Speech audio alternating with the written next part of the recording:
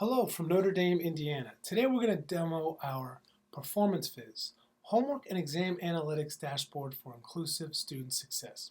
This project began from a Dean's Challenge that asked, can we help our underserved, underprepared populations and also support the general population to maximize inclusive STEM student thriving?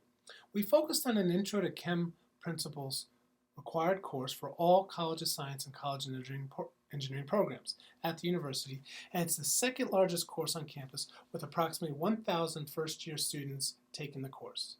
Today, we'll be walking you through some real-world questions that we were able to answer for the dean and the chem professors from 4 different PerformanceVis dashboard views.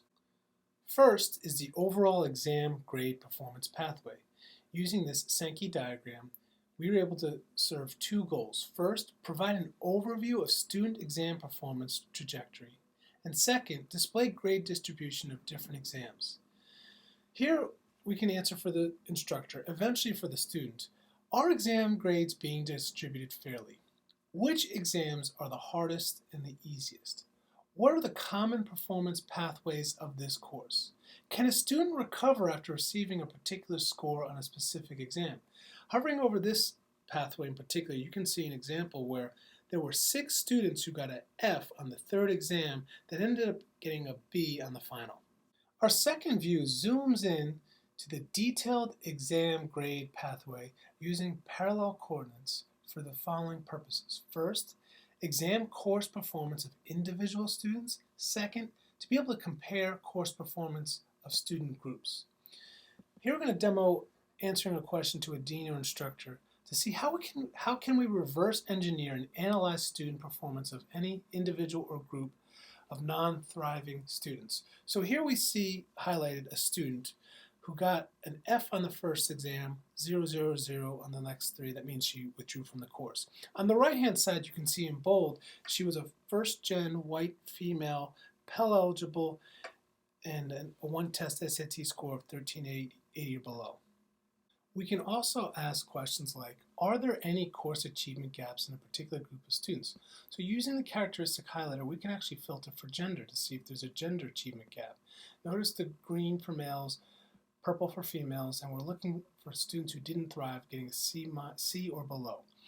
And in our case, there is a slight achievement gap with gender because roughly 55% of the females were in that group versus 45%.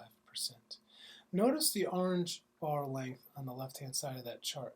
That's also telling you the largest predictive power of which underserved or underprepared characteristics would best predict performance. Our third view is the detailed exam item analysis using a force-directed graph to help us visualize topic relationship and difficulty among questions.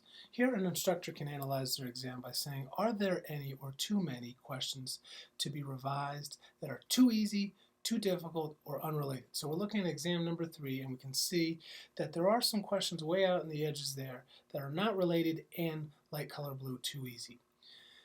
The next question they can ask are there enough questions for each topic? So we can look at the final exam, and when we do that we see the different colors of different chapters, and we'll notice there are no blue fundamentals questions from that chapter on that exam. Our final view is the overall exam and homework analysis dashboard using a radial tree to visualize topic relationship among questions from all homework and exam items. It can answer questions like, do the homework questions support and align to exam questions that support later cumulative exams? Do I have enough or too much or not enough homework practice problems that align to exam problems? This concludes our practitioner interactive demo. At this time, I would like to recognize all those who are part of this project. If you'd like to interact with our tool yourself, you can go to this link below. And if you'd like to learn more about this project, you can read our paper that will be published by the end of the year. Thank you.